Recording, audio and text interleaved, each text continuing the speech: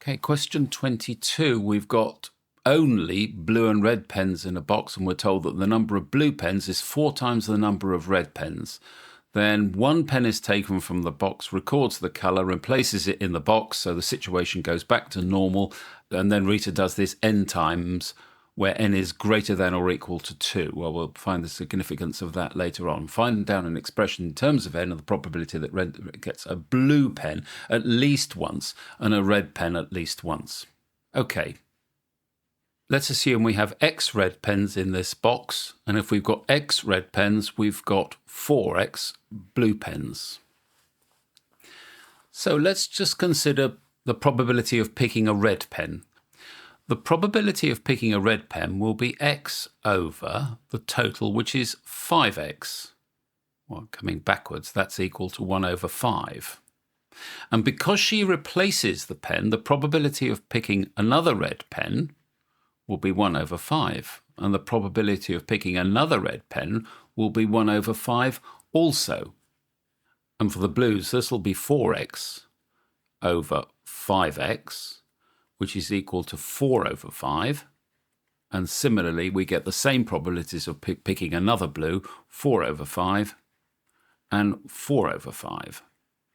So the probability of arriving here is 1 over 5 squared, and the probability arriving here is 1 over 5 cubed. And if we extend that line, the probability of n choices, this will be 1 over 5 to the n. Similarly, getting here, this will be 4 over 5 squared, and this will be 4 over 5 cubed.